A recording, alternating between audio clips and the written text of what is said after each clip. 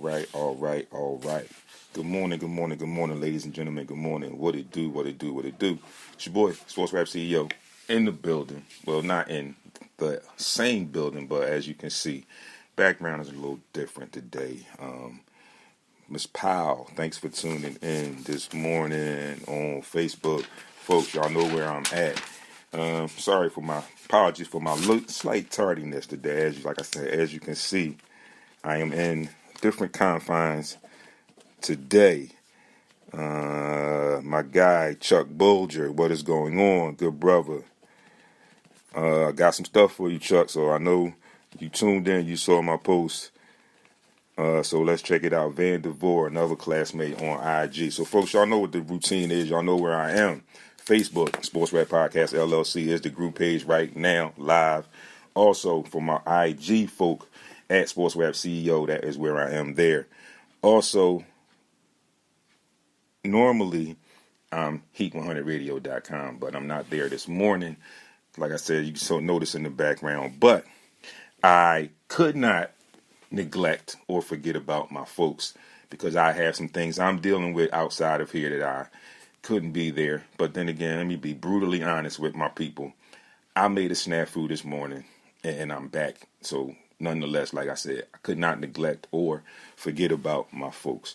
So as always, folks, we're going to jump into some scores real quick. We got some Major League Baseball scores real quick. Like I said, some WNBA scores. And then we got a lot of NBA talk, a lot of Sixers talk to get to today. So we're going to jump right into it. Like I said, MLB scores. Nationals, Rangers. Nationals take that game 7-2. Cubs and the Yankees. Cubs 7, Yankees 4. Red Sox 4, A's 3. The Rays get up on the Braves 10-4. The Royals get by the Guardians 4-1. The Phillies fall to the Marlins 7-3. Nathan Phillips Williams, thanks for tuning in. As always. Let's see. The Blue Jays get by the Tigers 4-3.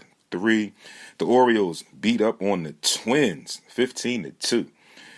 The Reds get blanked by the Brewers 1-0. The Mariners get by the Astros 3-1. Cardinals, White Sox. Cardinals take that 4-3. The Giants blank the Rockies 1-0.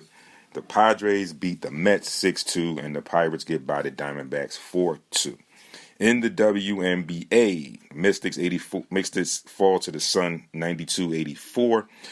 The Wings just squeak past the Fever 77-76. The Mercury get by the Sparks 78-72. The Aces 113, the Lynx 89, and the Dream 88, the Sky 77. Major League Baseball is in their break. All-Star game, I think Home Run Derby or something is tonight, and the All-Star game is actually Tuesday. So that's that. Just some quick news and some updates. And since we're talking NBA, Greg Popovich, believe it or not, has signed a 5-year extension to remain as the head coach of the San Antonio Spurs. I guess he's intrigued by having the opportunity or the possibility. Well, now he's going to have the opportunity, but I guess he was intrigued by having the opportunity of being around and possibly coaching Victor Wembanyama. So, Mr. Jeff Talley, thank you, good brother, for tuning in this morning. I say, everybody that's tuning in, I'm writing y'all names down like I always do. And I try to shout out everybody as we go along. If not, I normally do a post at the end or later, sometime this afternoon once I'm done and get settled into wherever I'm at, and shout out most of the people. So make sure that you let me know who you are and give me a shout out. And I will definitely do my best to get your shout outs in on the air, live, or once I get done. The NBA has unveiled their in-season tournament. So that in-season tournament that we talked about maybe, I think, last year or so is actually going to come into fruition. I'm going to talk about it a little bit, and ironically, I just cut my eye to my notes, and that's where I left off at when I was going through my notes and gathering my info for today. and I just happened to have that one right on top. So yeah, we're definitely gonna get to talk about that. Let's see. Jeffrey Talley says, "Good morning, nephew. Okay, Uncle F and Laura, you're doing a great job. Keep up the good work. Thank y'all. I knew who it was. I thank you both. Definitely appreciate you both and love y'all." Megan Rapinoe announces her retirement at the end of this National Women's Soccer League season. Bob Huggins, in a surprise maybe, says he never resigned from West Virginia and is now threatening a lawsuit. The Rams feverishly tried to trade Matt Stafford, and Wembanyama says he is quote unquote scheduled to disappear from the media for the rest of the season, end quote. And Aces Kelsey Plum makes WNBA history excuse me, with the 40-point game over against the Lynx. And I'm going to take my hat off real quick because I know that's usually my thing. Y'all like to see me with my hat on, but I'm going to take it off real quick. And I'm going to take, I want everybody that's tuned in with me real quick, real briefly, out of respect, because this particular person was one of my favorites in the early stages of the NBA. A lady whose career I followed into her coaching career and whatever post WNBA, and just found out, or not just found out, but she recently passed away Friday, I believe it was. But nonetheless, the basketball world has lost another great player, let alone great person. So just a moment of silence real quick for Nikki McCray Preston.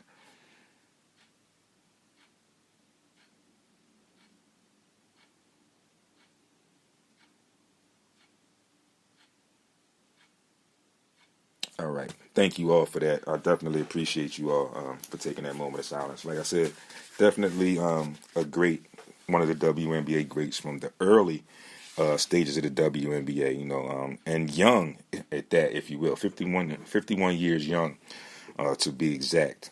She was on that 96 Olympic team, that 96 historic Olympic team that kicked off the run of now 7 consecutive gold medals for women's U.S.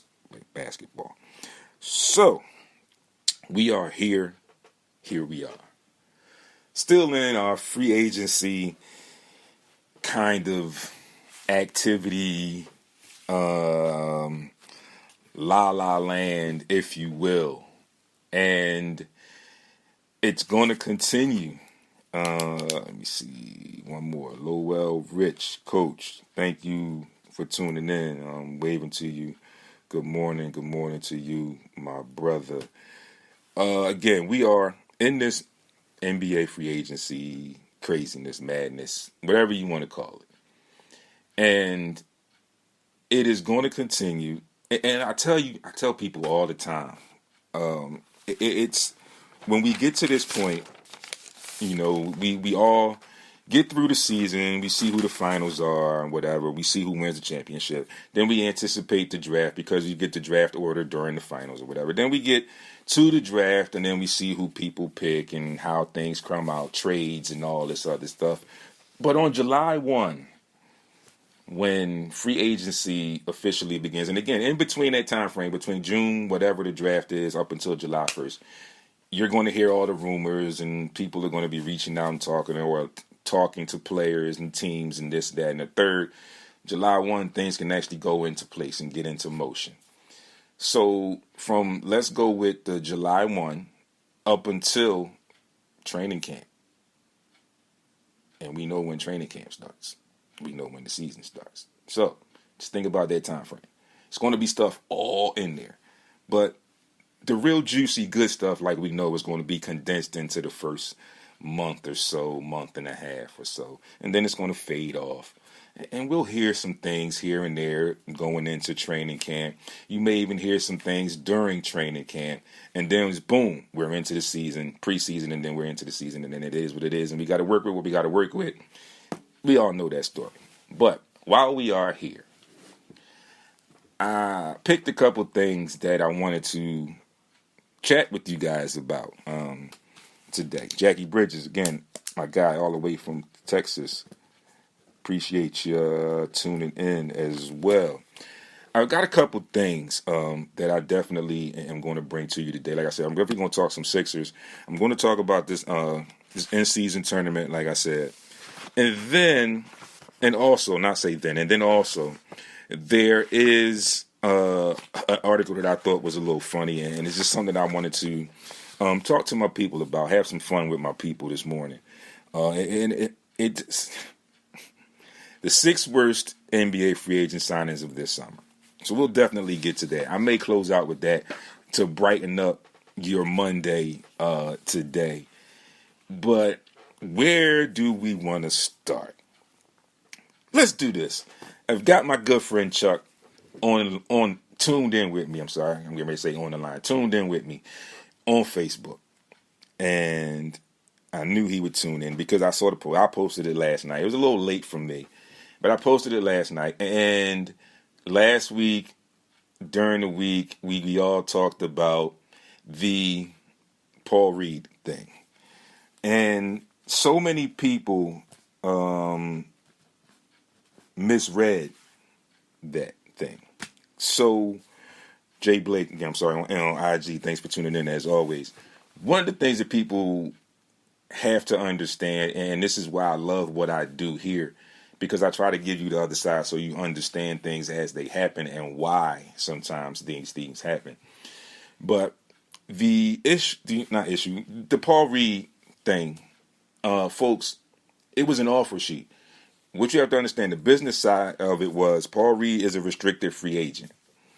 Okay, he can sign offer sheets, which means he can either take offers and then the Sixers have to match it. So people overlooked the fact that when the reports came out about the Utah Jazz, it was an offer sheet for 3 years, $24 million. Quite a few people were under the impression and were kind of believing that, hey, they let Paul Reed go. Some people were like, yeah, didn't get a chance to develop, and it's just what the Sixers always do. They let young talent go without developing, and where it went. Some Philly fans, some not Philly fans, but you know where it went. Again, people, the offer sheet to Paul Reed was 3 years, $24 million. Sixers, as him being a restricted agent in his current team, restricted free agent, and Sixers being his current team, had the opportunity or would have the opportunity to match that contract, that offer sheet. Okay? Now, we move into yesterday evening. And again, for me, it was a little late when I posted it, but I did post it. And you all know, the Sixers have matched the offer sheet for Paul Reed. It's a good thing. Because now, and I also want to talk about the Sixers free agent signings, the other two guys that they signed, the three guys that they signed, and I'll get to that. But I'm going to mix some of that in right now, so just work with me. It's a good thing to bring Paul Reed back. And a lot of that now is because of what little they did in free agency. And people, you have to understand, and like I've been telling you for the last couple seasons, situations before Daryl Morey came in put us in a tremendous bind. The contracts, the you-know-whats. Let's see. Chuck, 3 Bigs, explain this one to me. He is moving to the 4 and developing him at that position. Yeah, I'm getting to that, Chuck, right now. So the thing with Paul Reed, as I have always said, is he needs to be developed. And when I say that in the full extent of what I mean by developed, I mean you have to hone his talents to NBA level and then figure out where you play him. Because right now, here you go, Chuck, he has no real defined position. Okay? Like I've been saying all along, there's no disrespect to the guy. He's hella athletic. Okay, but he's still a work in progress. He's a big ball of energy, and we got to start honing that energy into something we can use in more than one way because of his athleticism. But he doesn't shoot the ball well enough to consider him a 3. So we wipe 3 off the board, at least 4 and 5. Okay, and I understand today's game, they go with this positionless basketball, but basketball knowledge, basketball people with IQs understand what I'm talking about. All right. He's not a 4. He's not big enough for the 4. He's not skilled enough for the 4. And he's just not big enough for the 5. So one of the things I think might help coaching, I think Nick Nurse would be good for him, the type of player he is, because of, and I'm not comparing these two players. I'm comparing what Nick Nurse did with Pascal Siakam and the growth that he helped him with there and everything else.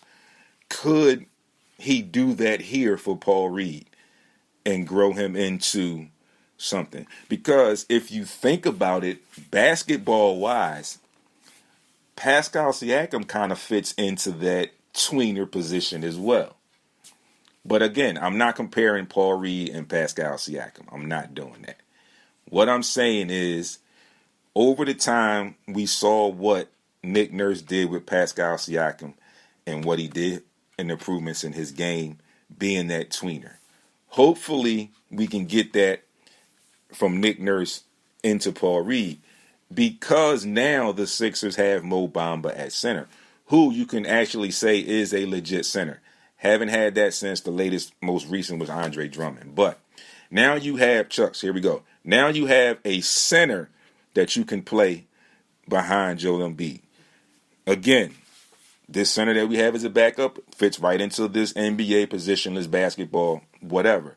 But my point being, you just have a legit big behind him instead of trying to piece it together and go small with Trez at the 5, or go even a little bit smaller and put PJ at the 5. Now you have a 5 that you can put there. Okay? Now, you can play now Paul Reed with either one of your 5s. Now, you can play Paul Reed in minutes with Joel. You can play Paul Reed in minutes with Mo Bamba. Because the spacing, you can now get Paul Reed to create that energy and that spacing for Joel. He also, if he learns how to read defenses and make strategic cuts, he can be beneficiary of a lot of easy baskets with passes from Joel. And this will also begin to wean teams away from the double teams as much as they do against Joel. Ty Moore, my brother, good brother, thank you for tuning in. Appreciate you, homie. So that's that. And again, like I said, it depends on how Nick Nurse delivers the message, and I think Nick Nurse can deliver the message. But the bigger side of that, the flip side, is how well the message gets received. So again, I think it was a good thing for them to bring Paul Reed back, although this coaching staff has changed. I just like this coaching staff, and it's no disrespect to the Doc Rivers and the Sam Cassell and his coaching staff. Those guys did a decent job. They did a decent job. I just felt like Doc just got caught. Doc was one of those old school coaches, and he just got caught up in his ways. And we all know once some of those older school coaches get caught up in their ways, that's where they are. That's their go-to, and that's what they do. All right? So, you change the scheme. You change the, I guess, generation gap there. And again, no disrespect, because I loved what Sam Cassell did for Tyrese Maxey. I even like some of the things at times that Doc did for Tobias Harris, just as a basketball player. Okay, I like the fact with the incoming staff that Nick Nurse has brought in guys who has relationships all around the league. Number one, Rico Hines. Yeah, that's what I mean, Chuck. He was one of those coaches that he found a lineup that he liked, that did what he liked to do, and he kind of rode that, and he rode it. Oftentimes, he rode it too much, and then when he realized that he needed to mix it up or possibly change it, he didn't know how to change it because he didn't have the trust that he didn't create for himself by playing some of these other players when he should have been playing them.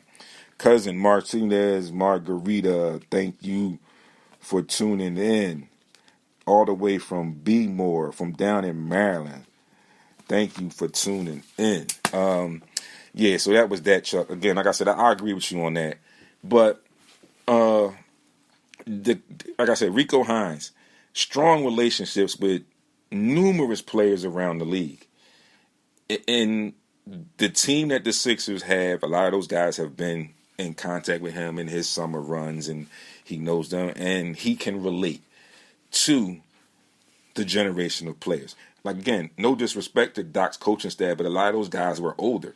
The league we've seen is now vastly younger from when Doc was in his prime and when he won his championship. The league is vastly younger now. So you kind of need coaches that can relate to the demographic that you're dealing with. Rico Hines does that very well. I also like the Doug West. Another one who can relate to the dynamic that you're dealing with. The dynamic, the demographic, whatever word you want to use. Who else there? Bobby Jackson. Another guy. Guys that have played in the league. Guys that understand the dynamic, demographic. Let's see. My IG. Jay Blake, he says, I think Paul Reed will do good under Nick Nurse. Just look at the Toronto player. Absolutely. That's what I just mentioned. And I said I had to preface it by saying I wasn't comparing Paul Reed and Siakam as players, but I said look at what Nick Nurse did and the progress that Siakam had as that tweener in today's game, as we call it. And this is where you have Paul Reed at in that same one. It's not the same tweener, 2, 3, whatever for Siakam, but for us it's 3, it's 4, 5. But you can't really call him that, like I said, but we all know. And again, I agree with you, Jay. I think that Paul Reed will do good under Nick Nurse. And the DeAnthony Meltons, those kinds of guys, I think will do well. The Sixers did bring back Montrezl Harrell, like I said. And let me get to this right quick. Let's see. Here it is. This is grading the Sixers free agency.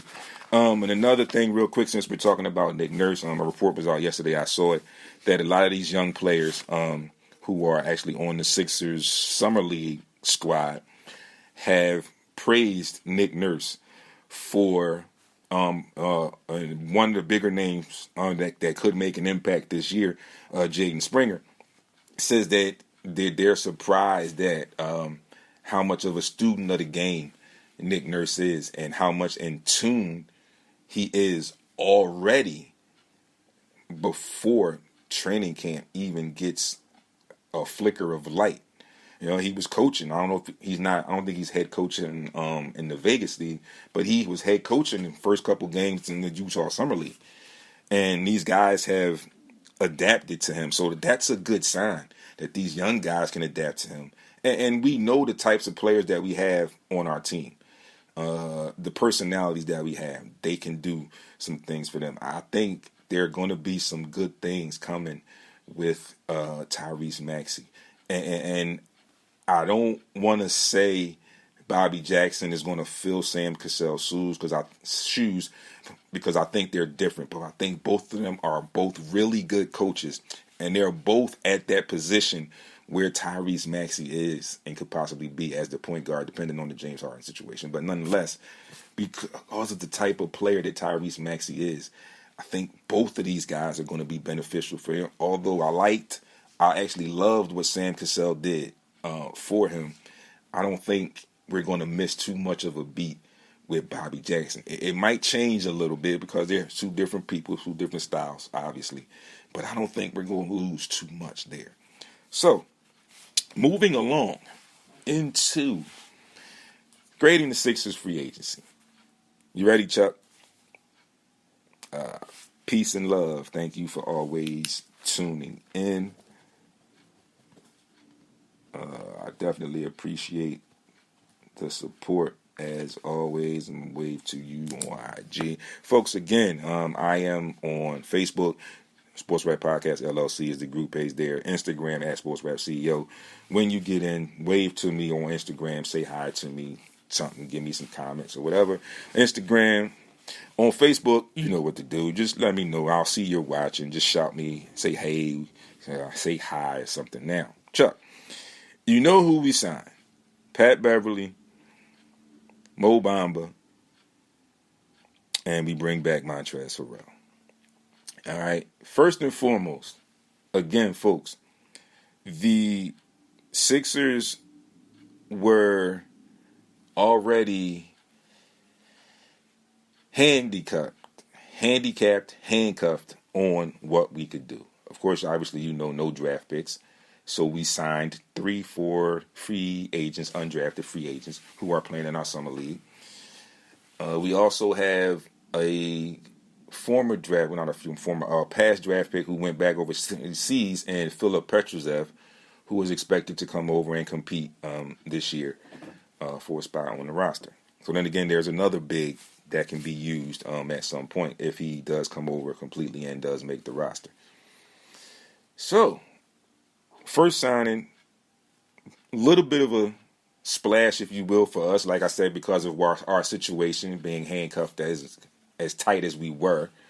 Pat Beverly. A lot of people said to me, why? And a lot of people are probably going to disagree with some things I say now, you know, have some different opinions of as towards what are some of the things that I'm going to say now. I actually like the Patrick Beverly signing. And, of course, everybody's like, huh? What? Why? Okay. First thing I said to a lot of people, and I know this was where a lot of people went first. All of the antics that we have seen from Patrick Beverly. We've seen it when he was with the Clippers against the Suns and Chris Paul, and we've seen it everywhere. We see it all the time. Right? I said, now look at it this way. The benefit of it is, now he's on your team. So now, you don't have to deal with it in the same way. All right? That's how I open things up. Then I move on and I say, Patrick Beverly is capable of playing two positions for you. He's capable, more than capable, in defending two positions for you. So now, with the return of DeAnthony Melton, okay, and we know his defensive presence, now you add another wing defender who you know you can count on that defensive end.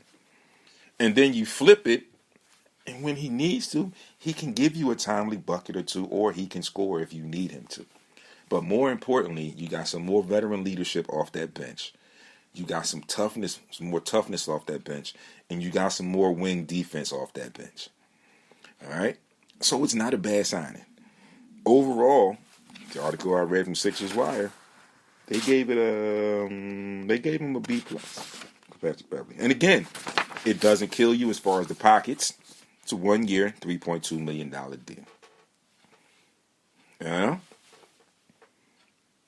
Doesn't hurt you. Okay? It can help you. It just has to be utilized, or he has to be utilized in the right ways to help you. And I think Nick Nurse is the type of coach that will understand that and put him in those positions. All right? Number 2, Mo Bamba, West Town kid, if none of you remember. Another 1 year deal, which is probably not going to hurt you. Okay? So if you paid attention to the Boston series against the Sixers, and I'm not going to talk about this quick. I'm just going to talk about overall game plan and style of play. When Joel Embiid was in the game as our rim protection, teams tended to go mid-range, shoot a lot more threes. When Joel Embiid was out of the game, teams began to drive to the basket more. And here's where the Paul Reed confusion would come in for people. Because when you play him there, now people know about his athleticism and how he likes to go and challenge a lot of shots. The particular player that he's guarding at this time when Joel Embiid's not in the game will pull him off away from the basket to open up that lane, knowing that at times he will try to recover and he'll pick up fouls there, from not playing as smart as he should. So now you have a Mo Bamba who can play that role for you on the defensive end, and now Paul Reed can defend on that wing, and then he can turn and rebound.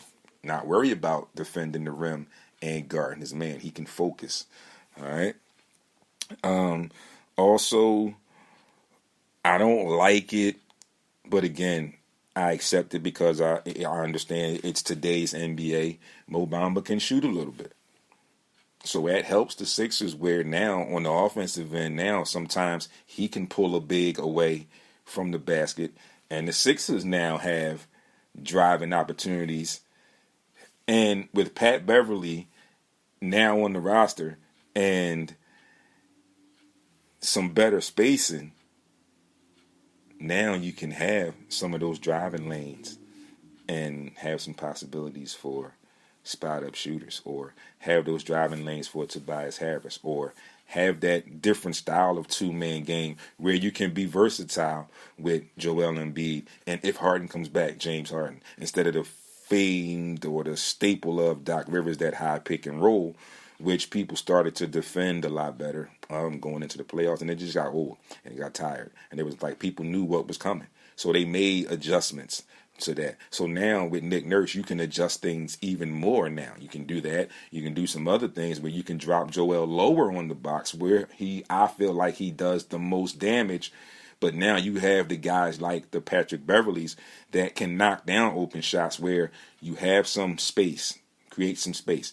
You have Tobias Harris who can drive to the basket, so that man has to stay honest. You have a Tyrese Maxey who can shoot the ball and get to the basket and is quick as hell, and not too many people stay in front of him. So you kind of got to have somebody there, and that back guy on Joe's side is going to have to take a peek because it's very odds are higher that Tyreek's going to get by that guy and get close to the cup or to the cup, and then there's a drop off for Joel to get easy buckets. I see the stuff coming, y'all. I see it. You just got to bear with it and ride the train with me. Just get on board and ride with me. And again, don't get me wrong. I'm not saying we're going to make a dramatic jump. I'm not saying that. What I'm saying is I think and I feel like the coaching staff and the players that are here right now, and I'm taking away the James Harden trade. I'm thinking of it as like he's more than likely going to be here at the start of the season, as well as Tobias Harris. I'm just thinking that, and I'm feeling that this particular coaching staff is going to come up with a lot more things where these particular players that I just ran through are going to be able to utilize their talents more than they have in the past couple years. That's all I'm saying. Still yet to be seen. Again, this is just my prediction, and this is just how I feel about it. But again, getting back to this, like I said, you have Mo Bamba, and now you can utilize Paul Reed differently coming off that bench on that second unit playing with Mo Bamba. And then you can even play him, like I said, you can play him some at moments with Joel. Okay? So, it'll work. I think it can work. Finally, the Sixers bring back Montrezl Harrell on the veterans minimum. I was quite disappointed in the utilization or the lack thereof of Montrezl Harrell. I also have to applaud him and respect the fact that his professionalism was great during the whole time. It was a little confusing to me as to how Doc Rivers utilized him with the Clippers and he earned a Sixth Man of the Year award, and you couldn't figure out how to do that here.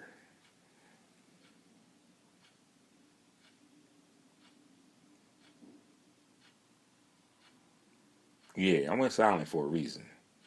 Yeah, I couldn't figure that out. You couldn't figure it out, and then he got buried on the bench for Paul Reed because you went with the athleticism and the energy.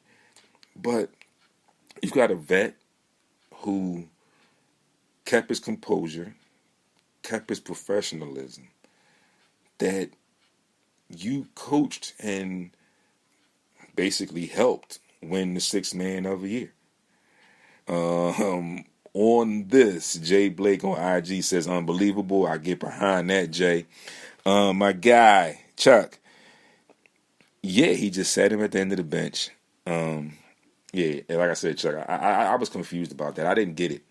And again, people, or I kind of feel like if I were able to get to them at some point and say, and I'm talking about the coaching staff and Doc Rivers, and say to them, well, why not play him at the 4 and this and that, and then they would probably allude to me the fact that they had PJ.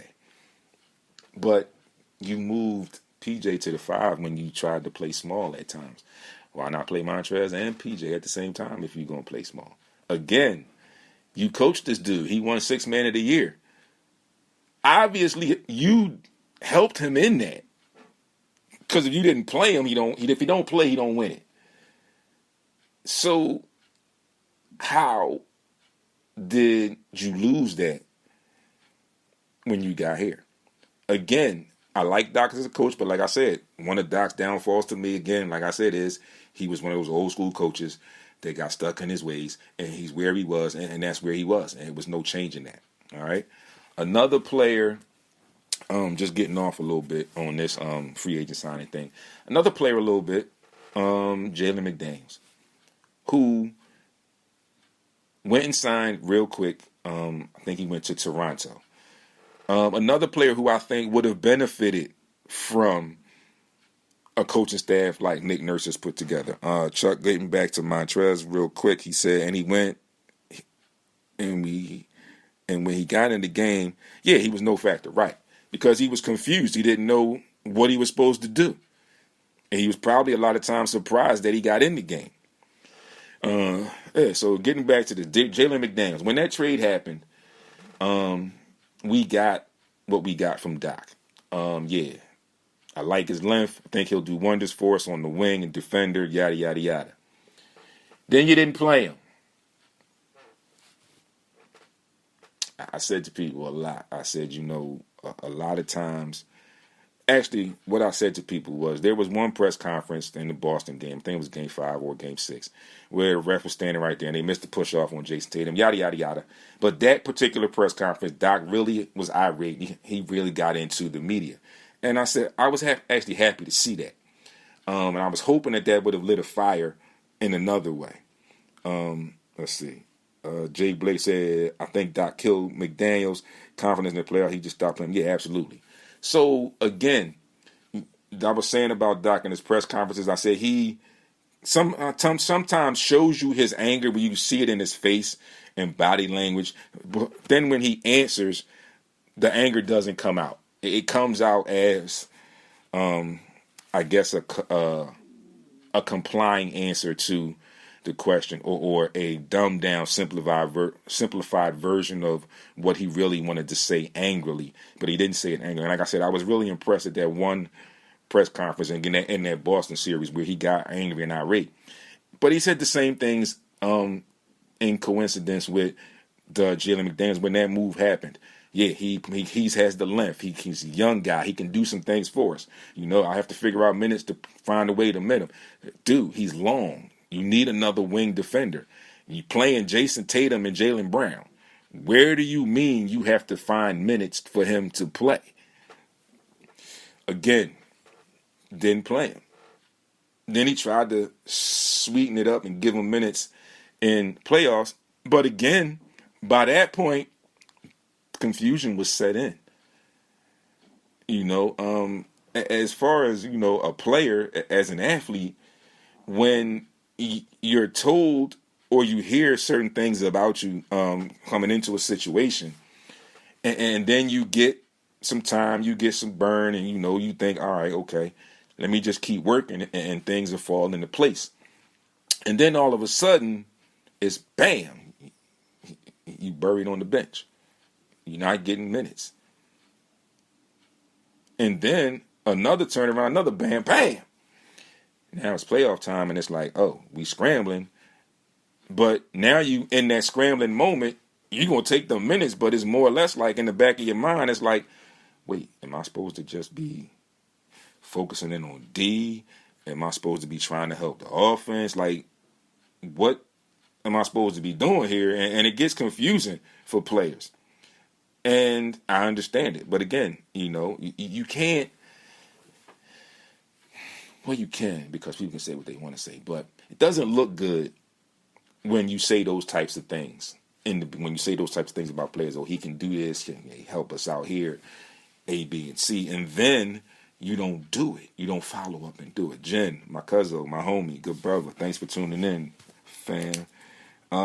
So, it was crazy how that played. Like I said, it was crazy how that played out.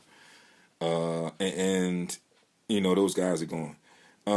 I can't really say that much the same thing about Shake Milton, because I was getting to the point at where I felt like Shake would have had to believe in anyway. Again, I just felt like Shake was in that position where I felt like with some other teams and players and coaches, where the situation, the marriage, it's run its course. It's just time for both parties to separate, for you to move on and see what you can do elsewhere. Again, I think he'll get some time to play out in Minnesota. He showed flashes here, but he was just never consistent enough. The George Niang, losing George Niang, in my opinion, I think little mixed emotions on that one, if you will. But bottom line, we got to think business-wise, business side. These guys, even though the numbers are greatly and vastly different from us guys that work every day, 9 to 5s or whatever, family and things like that nature are important to these guys as well. And in that situation with George Niang, guaranteed money, fully guaranteed money. Hell, I'd have took that too. It's not many times that you will get fully guaranteed money as a free agent coming from another team or whatever. But typically as a free agent, it's not that often in the NBA that you get fully guaranteed money. So fully guaranteed money, yes, I would have taken that too. So I wish him the best, that's that.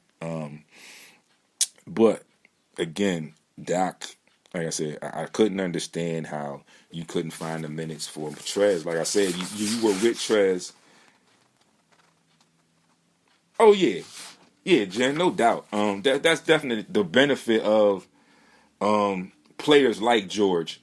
Those are the type of players that you can find, and it could all be with an invite just for a free agent for training camp. It could be at the end of training camp, late season signing, somebody gets waived from a team. So yeah, you're right. You can definitely fix that up, and that's why I said I wasn't really too disturbed or too upset about it, because one, like I said, with the money situation, I would have taken that money too. And again, like you just mentioned, Jen, great point. You can find, that's a type of player that you can find and bring in on a roster, And again, like I said, we strapped. So, I was happy, and I'm still trying to figure out how they pulled off matching the offer for Paul Reed, So, it is what it is. The James Harden situation, yeah, I like the minivan too. The James Harden situation, folks, let me tell y'all, we all went into the summer immediately and firstly, Tobias Harris trading, final year of the contract, we might be able to get rid of it. It's an expiring contract, yada, yada, yada, but it's still a bad contract. All right, I get it. So, I was on that boat too, but again, I understand the other side. It's a bad contract nonetheless. And then you pull in the James Harden situation. Again, like I mentioned last week, reports were out that he was upset at how Sixers handled the situation and whatever. Yada, yada, yada. Listen, bro, the way you closed out the season for us, it's a good thing you were under contract, because I would probably be sitting here talking about possibly waiving you and letting you just walk in free agency. Okay, you didn't give us nothing. You quit on us. Quit on your coach. You quit on your teammates. You quit on your brothers. And then you turn around and think we're supposed to happily or even willingly be interested in giving you a $200 million contract with 4 years? Nah, dude. Nah, dude. You didn't deserve that. Yeah, Jen. No, dude, you didn't deserve that, bro. No. And these are some of the little intricacies that I like about Daryl Morey. You know, he tends to appear shrewd, if you will, but when you take a step back and think about a move, like you say, you get it in the headlines, Daryl Morey did ABC. And you're like, oh, wow, okay. And then you take a couple minutes or so, or whatever, a day or two, whatever, and you step back and you think about it in the long haul or in the grand scheme of things, and you'd be like, oh, okay. I see what's going on here now. All right. I can do that. Yeah, he definitely was not on there. And that's his boy, you know. So again, out of respect, mutual respect, I think when he asked about the trade, he was like, okay, this is my boy. This is what you want to do. I want you to come back, but this is what you want to do. I'll work with you and we can work things out. Let's see. Jay Blake on IG, he says, top 75 player, don't do what he did. Absolutely. He never showed up when all the money on the line. Absolutely. Jen Cuzzo, he says, him and PJ and another player are going to be in on a deal or they running it back. Yeah. Hey, listen, the most recent rumors, Jen, are now, Daryl Morey had something up his sleeve. In my opinion, I think there was something up the sleeve from the very beginning, going back to the Tobias Harris issue. And now you kind of throw James Harden in. So for me, thinking about things that Daryl Morey has done in the past, in a kind of a way, a business way, you can arguably say that he's looking at James Harden being involved now in talks as kind of sweetening his part or sweetening his end of the deal, where he can do some things and be able to maneuver a little bit more. Back on FB, Chuck, he says, so D, do you think he will stay or go? You talking about Harden, right, Chuck? And Jen says he definitely just hope it works for us. Yeah. So Chuck, to answer your question,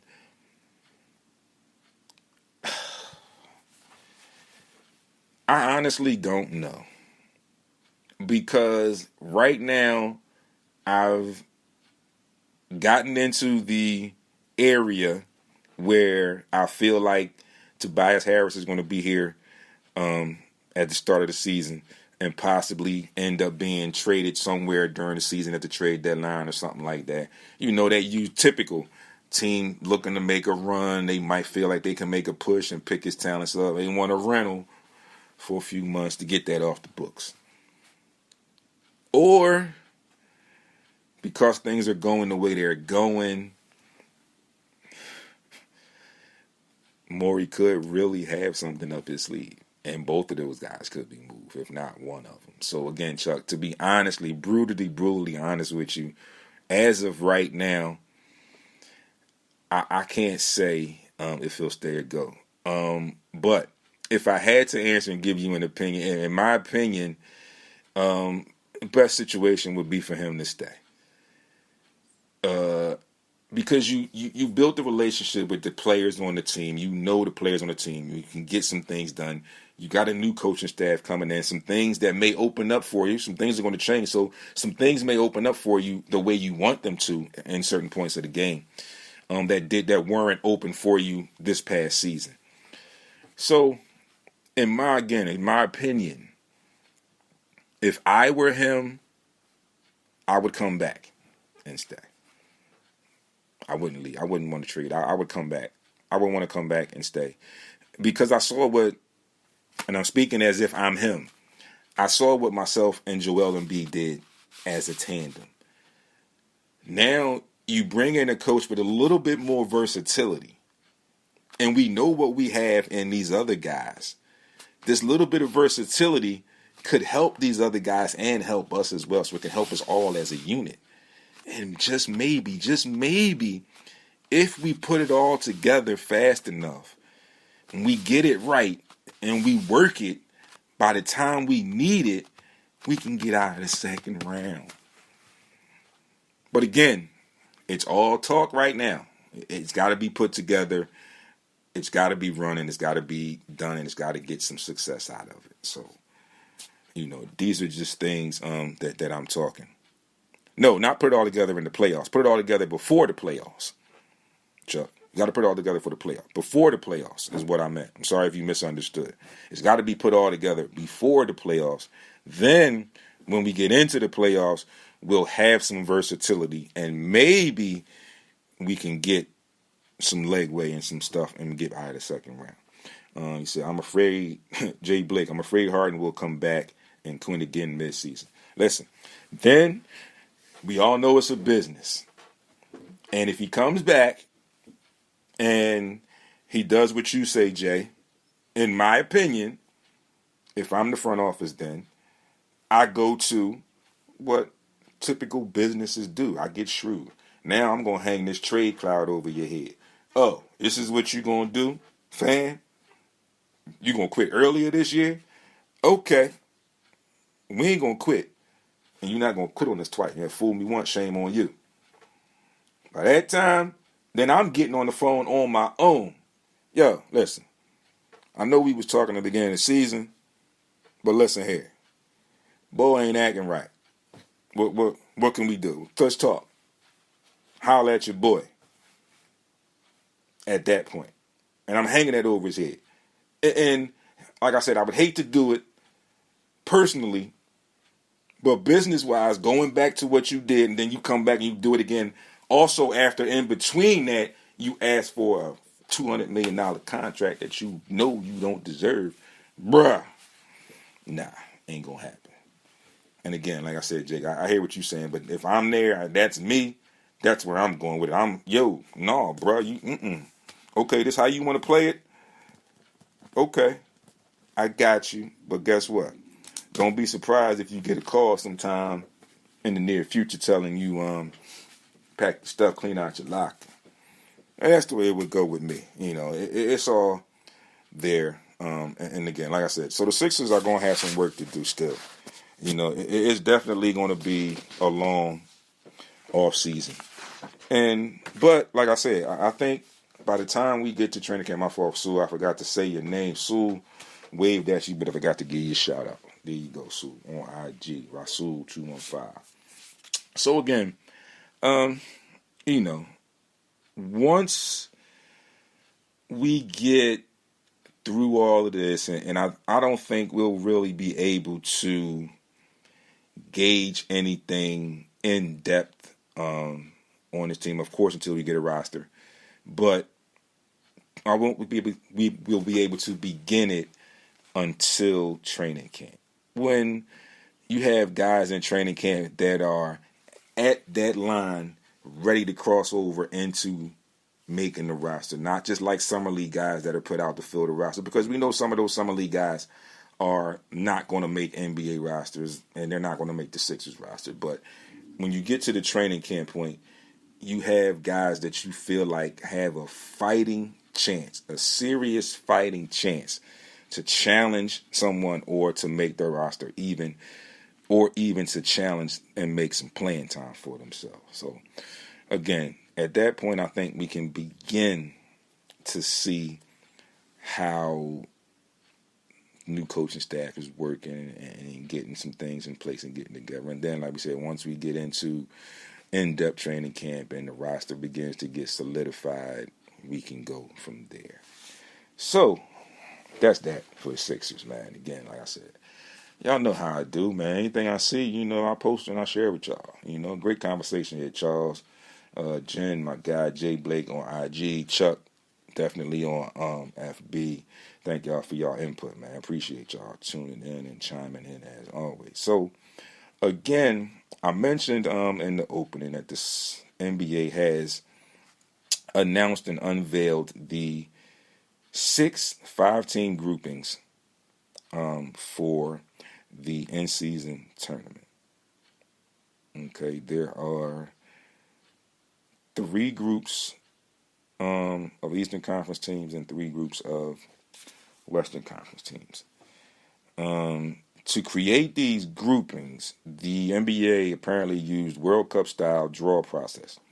So what they did was they split the conference into let's get to a game this year. I got half a season this year. Hit me up. Definitely, Chuck. You know what you just reminded me. I got to call my guy. But yeah, we'll definitely get to a game or two, couple. Yeah, we'll definitely make that happen. No doubt. Chuck, got you on that. Yeah, so what they did, like I said, World Cup style, they went where 5 spots were set up for groupings. So again, 3 groupings in each conference. Where they said pot 1 was teams that finished first through third. So like I said, in the East, naturally the East, it would be the Sixers, Bucks, and Celtics. So what that did was those 1 through 3 teams are, one is in each division. So Philadelphia ended up in Group 1, Milwaukee Group 2, Boston Group 3. And probably those will be like the number 1 seeds in those groupings. And then they were followed by the teams 4 through 6, and then 7 through 9 were in pot 3. So yada, yada, yada. So again, in the East, the groupings for the East in Group 1, you got Philadelphia, Cleveland, Atlanta, Indiana, and Detroit. Group 2, you got Milwaukee, New York, Miami, Washington, and Charlotte. Group 3, Boston, Brooklyn, Toronto, Chicago, and Orlando. Group 4, we move on to the West. Memphis, Phoenix, LA, Lakers, Utah, and Portland. Group 5, Denver, LA Clippers, New Orleans, Dallas, and Houston. And closing out the field, Group 6, Denver, I'm sorry, not Denver, I just read that. Group 6, Sacramento, Golden State, Minnesota, OKC, and San Antonio. So this tournament, I really don't know how I honestly feel about it. It's going to be played in neutral sites. It's going to be played in Vegas. Let's see. Quarterfinals will, let's see. Doesn't say. The teams were selected. Yada, yada, yada, yada, yada. Each team, vice president. Oh, well, let's see. We're going to jump around. Quarterfinals games will be played Monday, December 4th, and Tuesday, December 5th. At the higher seeded teams, but the 4 teams that win those games advance into the semis December 7th at T-Mobile Arena, followed by the championship Saturday, December 9th. Players will take home $500,000 for being on the team that wins the cup. The losers will take home $200,000 each. Players, semifinal losing teams, $100,000, and quarterfinal players on the losers get $50,000. But while other incentives were discussed to give players and teams more incentive to be invested, such guaranteeing the winner of this playoff spot, a playoff spot. Ultimately, the league opted not to enact any such measures. Wait a minute, wait. I'm glad the NBA backed off of that. They were trying to get into this where an incentive would be a winner of the tournament would automatically win a playoff. Let me make sure I'm reading this right.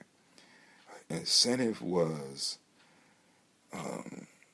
such as guaranteeing the winner of the tournament a playoff spot. Where that's crazy, because what if you win this tournament All right. Right? You win this tournament, whatever. And then you somehow, some way run into, let's say, the injury bug or something. Or something somewhere where you don't make it at all to the playoffs. So then somebody's supposed to just guarantee you a playoff spot. Good morning, my guy, Mighty Robinson. Anybody that's tuned in on IG, got the one, the only. Let's see. Philly Nove. Official Jeremy William RJ 2103 Milk GS. All of y'all, thank y'all all for tuning in. Bang, bang, bang, bang. Yeah, so like that's crazy. Like I'm glad that the NBA decided not to do that, because like I said, it's no way you're going to tell me that just because you won this tournament, I'm supposed to guarantee you a playoff spot. Again, like I said, what if you don't win? What if you don't get in the playoffs? Then I just gave away a spot as opposed to somebody that could have earned that spot, that possibly earned that spot. What up, champ? Hey, there we go. We're going to do this again. Good morning, good morning, good morning, IG folks. My guy, living legend. He hates it when I do that, when I blow him up like that, but I can't help it, man. It's my man. So humble, one of the greats. But what's going on, good brother? Good morning. Man, good, man. You see my man do his thing Saturday? Yes, I did. Yes, I did, man. And I seen you call it. I seen you call it, too. I seen your post. Yeah, I want to be in that bag. Yes, indeed. Yes, indeed. So we got another great Philly legend coming out of the city of brotherly love, man. Love that kid, man. Absolutely. Got a lot of people on here, man, this morning. You got Swag Champ joining there. Blessings to all of y'all. Good morning, man. Blessings to all of y'all this morning. Thank y'all for tuning in. Appreciate y'all with my guy. It's the No Love Junior. I didn't go to the fight because I had to be in the gym. I got some fights coming up. Some guys trying to get on the road, get their records popping and doing some things. Hopefully by the end of the summer we're gonna do some great things. Going into 2024, some great days coming up. Absolutely. My man G gonna be Dwayne gonna be with me next month, August. Then we got something going on in September. So got some good things going on. Get ready. Absolutely. Talk with me.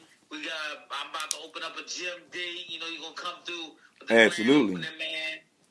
So there's a lot of things going on, man. Let's talk to you about this thing, man. What's going on with us, man? What are we doing? Oh, man. We just went through that. So, again, the sad part for us, as far as the Sixers, and we going back, sad part for us is the handcuffs that's on us. All them bad contracts that we gave out from Brett Brown and Elton Brand when he was by himself, fresh out the pot as a GM with no real tutelage, gave up those bad contracts, and they starting to bite us in the you-know-what right now. So as far as movement, if we can't exactly match or come as close as possible to matching deals, we can't do much. And I do like the fact that they labeled Maxey untouchable right now. Yeah, that was good. That's a great thing, because every deal that people are looking at, including with Tobias Harris and or James Harden, people are all asking for, man, you can't give up Maxey right now.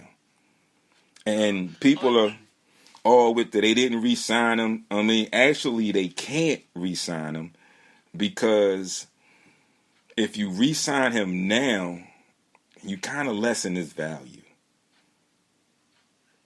because he's due some big money, and if you redo it now, you kind of shortchanging on some money that he could get. So I kind of respect them not signing him now, when next season he can fit into that average of what Tyrese Halliburton and those guys got this year, and he can get that next year, and then they'll have some room because of ultimately, if anything happens or doesn't happen, worst case scenario, Harden won't be here next year. That contract will be off, and even if they don't move Tobias, that same contract he's coming off of won't be there. So you'll have some flexibility, and that's basically what they're looking at right now, is trying to create some flexibility for themselves in the future, because I think they've accepted the fact that they're very, very limited on what they can do right now. That's why you got the cheap Patrick Beverly for 3.2. I don't know what Mo Bamba's was, but it was cheap, and they both for 1 year. And you bring Montrez back for the veterans minimum for 1 year. So you got to go cheap. Like, the biggest thing they really did was match the offer sheet for Paul Reed from Utah. That's the biggest thing they did. And, I think that was a good move. But ultimately, we so strapped that it's very, very, not very much that we can do, unfortunately. It's sad. I just want them guys to play hard, man. Yeah. I mean, because at the end of the day, honestly, I think and I look at it like this as a fighter, I don't think that James Harden played hard that last game. He didn't. I think he was a C fighter. He went in there and what up, D? Got that paycheck and he fell off. Because I think he could have did more. Yeah. I really think he could have did more. No doubt. You know what I'm saying? No doubt. I mean, MB played hard all season long. And Yeah. I don't think he gave MB what he should have. No, not at the end. MB went throughout the whole season, man. And I was really hurt. You know what I'm saying? And I just want these. I was definitely disappointed. Disappointed. Now, let me look at it. Let me throw this at you. Look at it this way. Right? Like you just said, he didn't play well. So we going to shorten it up and say he quit. Basically, right? Now, when you think about that, as a teammate, you getting the big bucks, you quitting. So now, these other guys are looking at you, and in a small place in their mind, it's like, all right, well, he the man. He ain't playing hard. So, all right, I guess, why should I go out there and play my heart out? If he ain't doing it, why should I do it? And that's a bad seed to set. It's a bad seed to set, and it don't look good on you being that particular the guy. It don't look good on you at all. Is he coming into the season this year in a jersey? Listen, I hope he come like he went to the goddamn white party, upbeat and ready to do something. Hopefully do some work on the court. But see, that's the thing. You come into the season ready, but then you know that your head on the chopping block. Yep. That don't mean you're gonna play good all season long. Don't mean it. Oh man. Now the crazy thing is, it used to be a time when athletes would come in knowing that and say, I'm coming in to change that.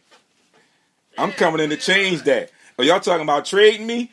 I'm going to show y'all, if y'all trade me, is y'all going to make a big mistake. But that ain't today's athlete no more. Unfortunately, and it's sad, man. That is not today's athlete anymore. And, I think it's the money. I think it's part of how these guys get the money. Because we've seen it all too often. Guys get paid. They do what they need to do to get paid. And once they get paid, cruise control. Ain't no urgency. Ain't no risk or nothing there. It's just, all right, I'm paid. I'm cruising right on through this. And that's sad. It's sad. It used to be a time like we know coming up where your stars was your leaders.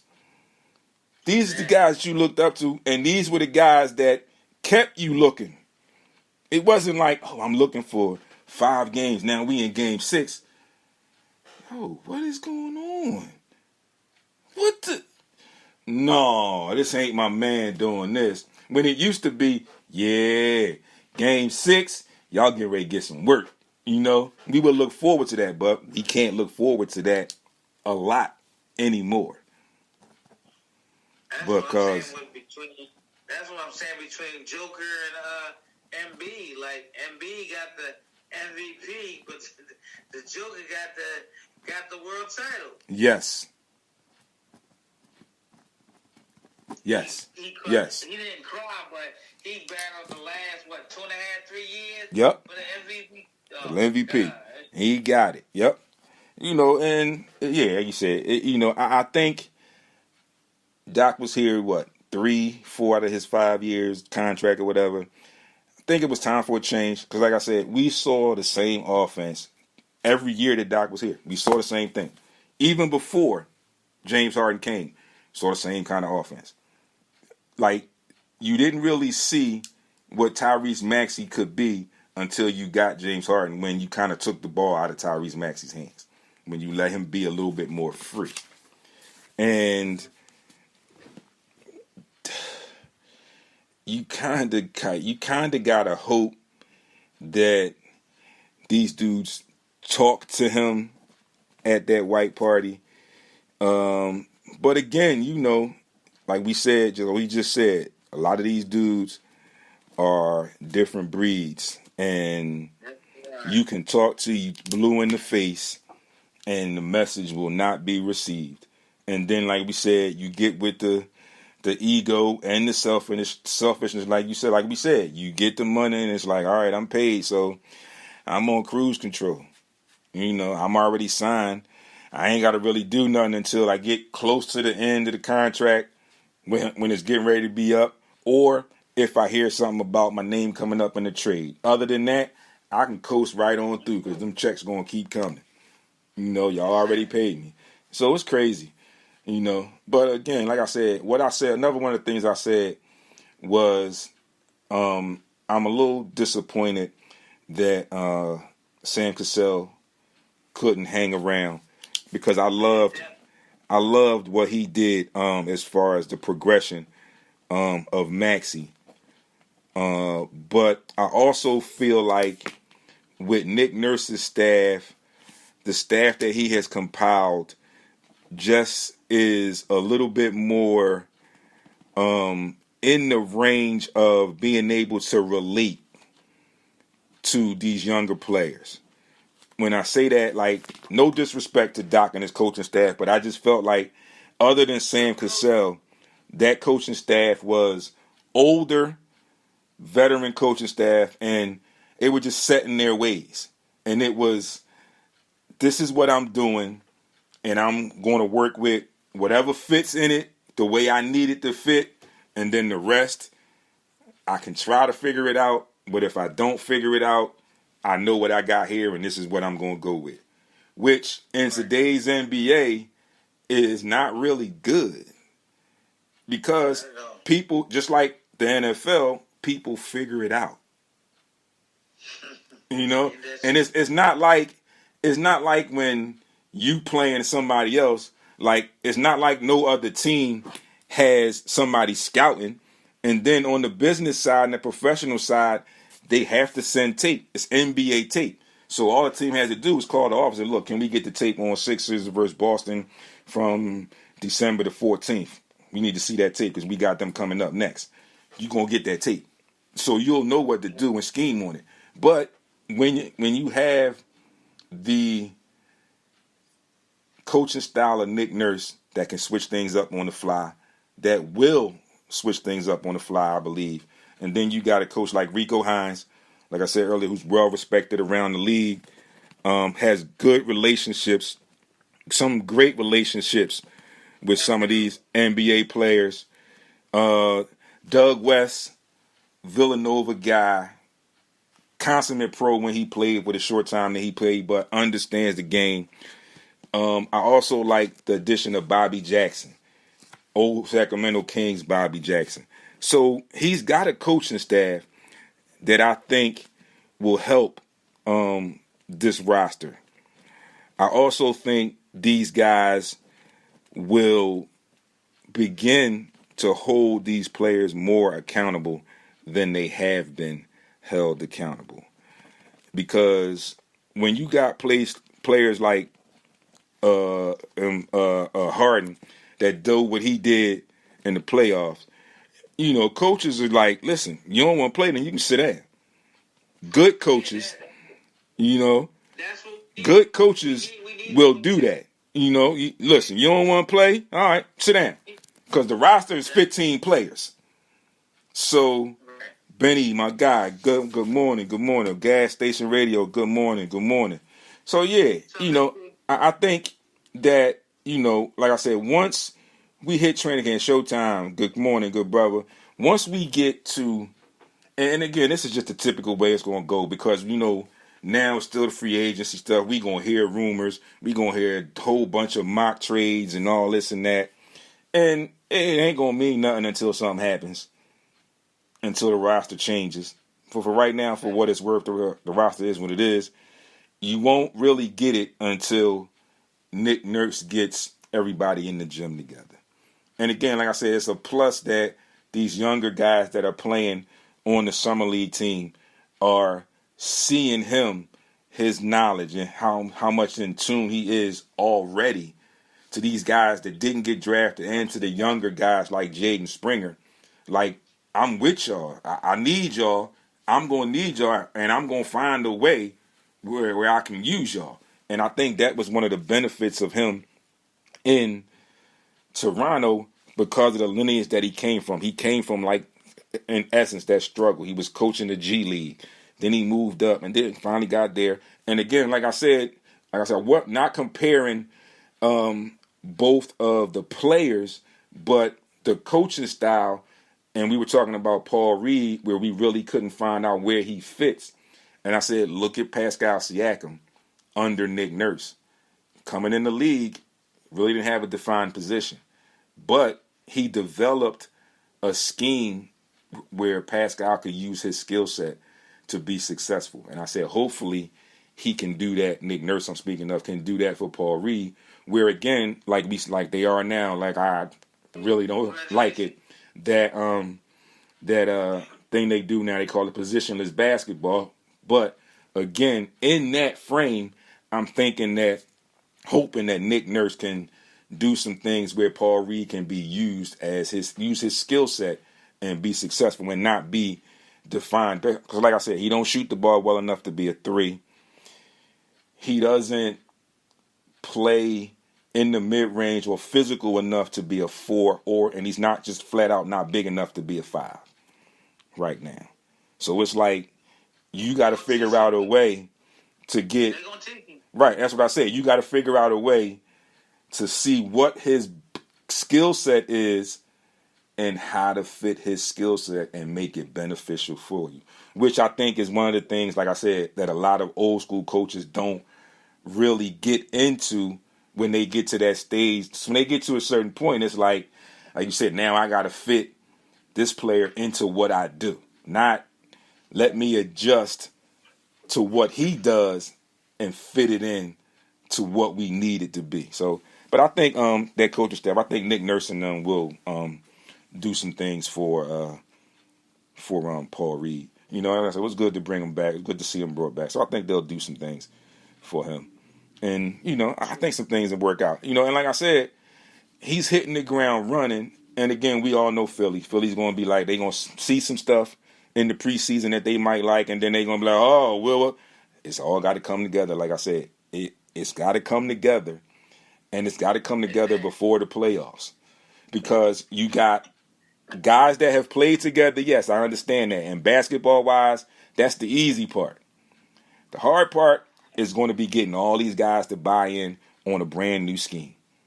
because some things for individuals are going to change in this new scheme, and they've got to buy into it in order for it to come together. So you get guys that don't buy into it, then you got some kinks in the armor. You got some weak links that you're going to have to get rid of. But I think Nick Nurse and his coaching staff will be good for this group. Yeah, I think so, too. Yeah, I think he'll be good for this group. I think so, too, Coach. And I know you'll keep your eye on things. We'll talk. Absolutely.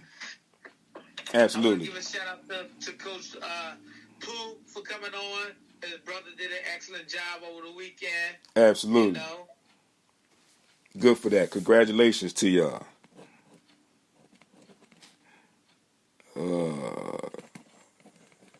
So, Coach, it was good kicking it with you, man, D. Yes, sir. Like I said, got some things coming up, man. We'll kick it.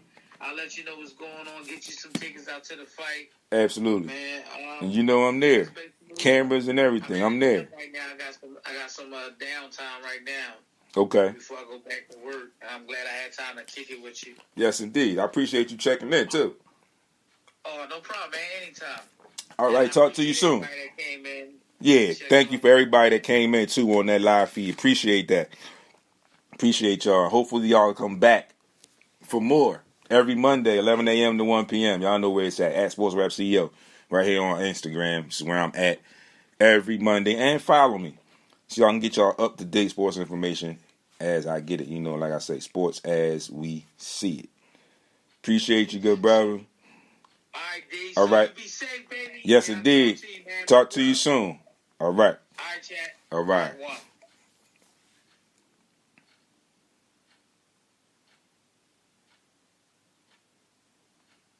So there we go, folks. We got that. Bam. All right, so here we are. Good stuff from my guy, Mighty Robinson. And listen, great conversation, great dialogue. So look out for that. I'll keep y'all up to date with all of that information on the Philly fighters that he has up and coming. Dude does a great job. Great job with Philly fighters. And we will get into that information. Like I said, when I get that information, I'll definitely share it with y'all. And of course, I will be in the building when those events go down, and I will get footage and all that and get reports for y'all as I do. So real quick, like before I close out, and I said I needed to get to this. Well, I not needed to, but I said I wanted to get to this. And it's this article that I saw on the 6th worst free agent signings in the NBA this summer so far. So, starting this list off, we got Dylan Brooks, who was, banished from the Memphis Grizzlies. Apparently has signed a 4-year, $80 million deal with the Houston Rockets. The Houston Rockets must have some money to throw away.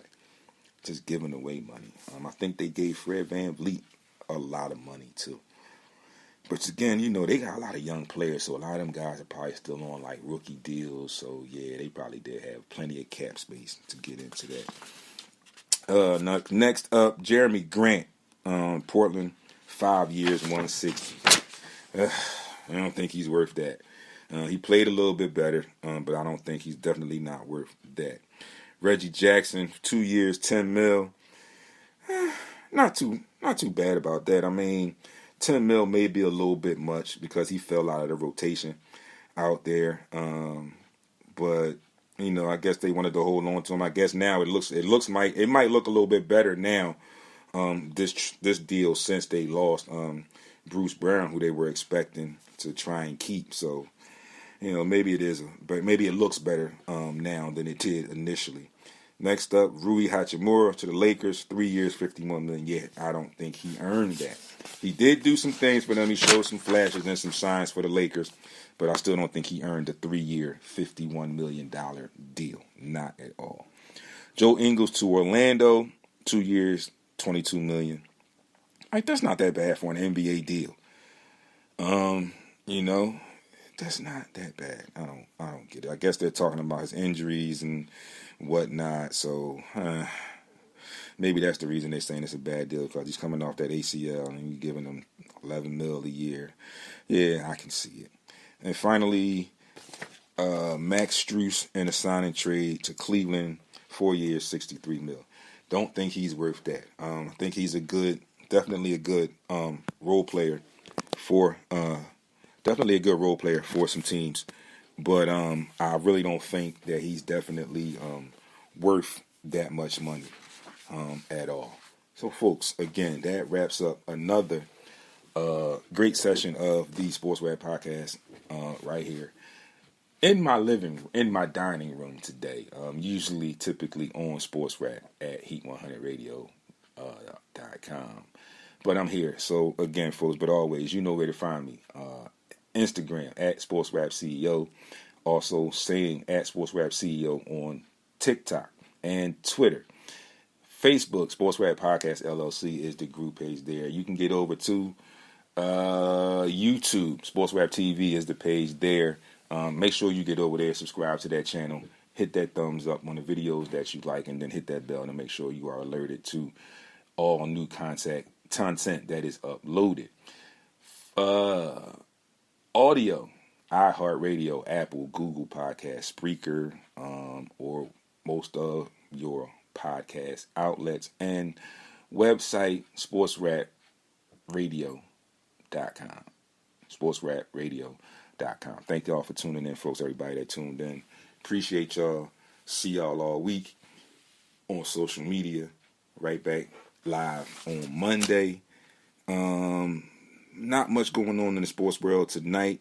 Tuesday, WNBA, you got Storm and Mystics and Mercury Aces. And then you got All-Star activities, Major League Baseball tonight, Home Run Derby, yada, yada, yada. All-Star game tomorrow night, 8 p.m. on Fox. Oh, tonight, Summer League, Vegas, Sixers, Mavs, 8 p.m. Probably can check that out on NBA TV or maybe even NBC Sports. It's your boy, signing out. Be great on purpose. Peace. Talk to y'all next time.